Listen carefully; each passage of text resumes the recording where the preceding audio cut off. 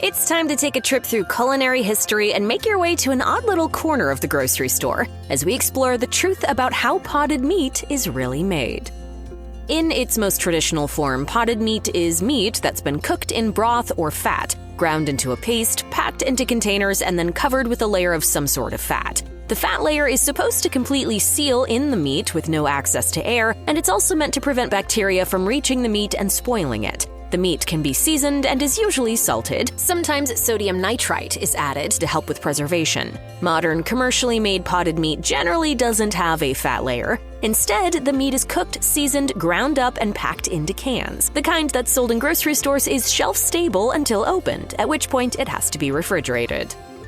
Commercial potted meat may generally be shelf-stable, but homemade potted meat is not shelf-stable at all. Indeed, the traditional procedure of covering the cooked meat with an impermeable layer of fat and then storing it in a cold place is no longer considered a safe practice. Once you seal the meat into a container with the layer of fat, you absolutely must refrigerate it. It's too easy to leave behind some water and a tiny gap in the fat layer that could lead to mold growth, not to mention the risk of bacteria or other pathogens getting inside the container. Refrigeration is essential for safe homemade potted meat, no matter how good you are at preserving food. I'm gonna keep it cool. Think of homemade potted meat as a way to extend your supply of protein over a few weeks at most, rather than a long-term preservation method.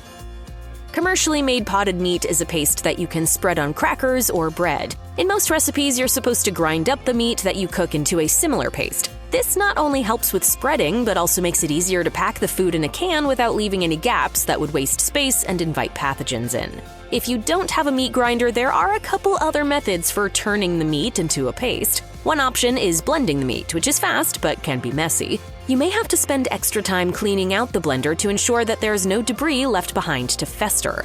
The other option is pounding the cooked meat, such as with a mortar and pestle. But this could take a while if you're trying to make a large quantity. And again, meat can get caught in any little grooves, indentations, or other features of your kitchen tools. The phrase slow cooking refers to one of two methods. The first involves cooking something in an actual slow cooker, such as the well-known name brand Crock-Pot. The other involves cooking food for a very long time at a low temperature, even if it's in a more standard pot and not an actual slow cooker. Whatever the vessel, slow cooking allows food to become tender while sitting in a hot environment for a long time. Faster cooking at a higher temperature could unevenly cook the food and make it tough, neither of which is good for preservation. Not all potted meat recipes rely on slow cookers, but even stovetop instructions specify cooking for a couple of hours at minimum. Some recipes consist of cooking the meat, turning it into a paste, and then baking the result for a while longer before putting the paste into the storage container. So if you're making your own potted meat, be prepared for it to take a while. You're best off treating it like a weekend project, at least until you get the hang of it. Weekends! I go for the weekends!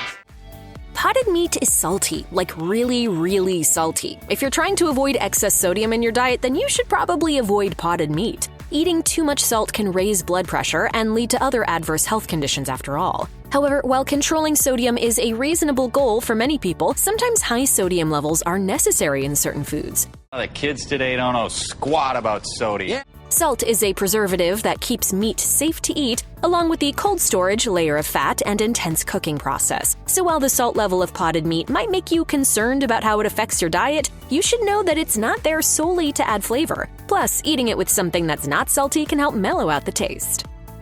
You definitely need to be careful if you want to cook up a batch of homemade potted meat. For one thing, there's a risk of botulism, so you have to process the meat very carefully to eliminate as much of the risk as possible. If food isn't canned properly, bacteria can get inside the can and grow, including the organism that causes botulism. What's more, botulism doesn't need oxygen to thrive. It also loves low-acid environments, such as what's often found in canned meat. It makes my stomach hurt. While adding sodium nitrite can help preserve the food, you still have to prepare and store it correctly. Once the meat has been cooked and sealed into a container with a layer of fat, it must then be kept in the refrigerator. Storing it under 40 degrees Fahrenheit is essential to prevent the growth of the bacteria that causes botulism. The meat should also be properly salted, and the entire container should be used up within a short time. This last point is a very good reason to use small containers when making potted meat at home. Don't try to keep homemade potted meat in the pantry, even if it's relatively cold in there. Chances are it won't be consistently cold enough to match the quality of consistent refrigeration. In the early days of potted meat, each container usually had one type of meat inside. It came from parts of the animal that people recognized and would eat without hesitation. Back then, the purpose of potted meat was to preserve the meat that was stored up for the winter, but now the point is to have cheap, shelf-stable food that offers protein and convenience. Nowadays, commercial potted meat is usually a combination of meats, such as chicken and pork or chicken and beef. Combining meats often helps one taste better while offering a more filling food. For example, when you have pork and chicken together, you get the fat of the pork helping keep the mixture moist while the chicken offers a low-fat source of protein. The resulting combination means that the mixture isn't completely fatty, nor is it too dry. If you're not a fan of unconventional cuts of meat, then you might not like commercially available potted meat. That's because it uses seemingly any part of the animal that was available during processing, and it's not always obvious exactly which parts that meat came from. There are some people who believe that potted meat is sourced from some really undesirable and downright unsavory parts of the animals, but the truth is that it's from whichever ones are available to the manufacturers and legally okay for consumption. This can include the likes of stomachs, nerves, and fatty tissue. If you're not a fan of consuming mechanically separated meat that could be from any cut, then potted meat may not be your thing. But if you're fine with any culinary origin as long as it's cooked and canned properly, then commercially potted meat can find a place in your kitchen. Good, because I'll take anything. Spreadable meat in a can might sound quite similar to certain other preserved food products like Spam and deviled meat. And if you weren't already familiar with potted meat, then you might think that all of these products are basically the same. But there are some key differences. For one thing, Spam isn't spreadable. Instead, it's more typically sliced, baked, or fried, though there's no doubt that if you tried hard enough, you could mash it into something that looks like a paste. But when you get right down to it, Spam is a solid food product that isn't created the same way that potted meat is. My lower intestine is full of Spam. Now let's talk about the details in deviled meat, which is usually available as deviled ham or deviled chicken. Deviled is a culinary term that refers to the addition of hot seasonings like cayenne pepper or mustard. For another example, deviled eggs may contain Dijon mustard or paprika. Deviled ham and chicken look like potted meat and are spreadable meats that you can eat straight from the can, but they're not slow cooked and then covered in fat. Instead, they're formed when ground meat is mixed with spices and other seasonings to create a flavored sandwich spread.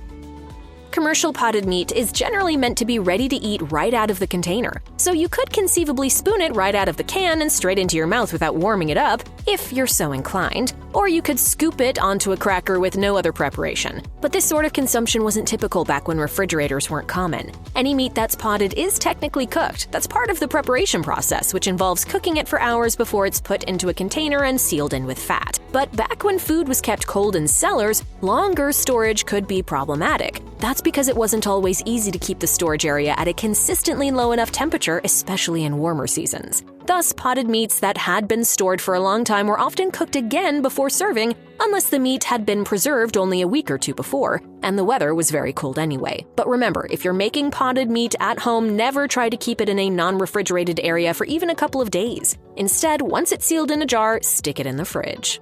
You gotta do it.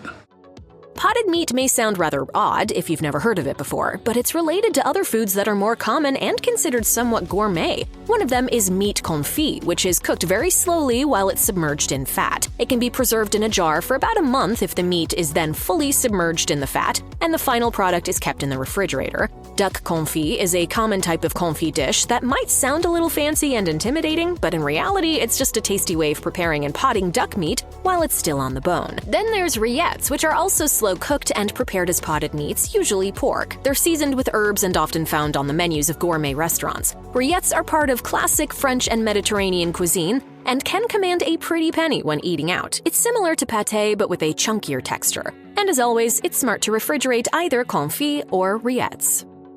Potted meat usually doesn't contain wheat or similar gluten-rich ingredients outright, but many brands use natural flavors as part of their recipes. These are flavoring agents derived from natural sources like plants that are used to amp up the flavor of the meat. Sometimes the natural flavors are derived from wheat. If the food is regulated by the FDA in the United States, then the product's label must state that it contains wheat. But other times, the natural flavors are derived from gluten-containing sources like barley. This may not necessarily be something that the FDA requires manufacturers to include on the label, if it's just the source of the natural flavor additive. For anyone who can't have gluten, this is obviously a problem. If you fall into this camp, then it's important to figure out which brands you can trust. Some of them may list the sources of natural flavors on websites or state that their products are gluten-free, while others may be less forthcoming. You can also check other sources to find out where a company gets its natural flavors.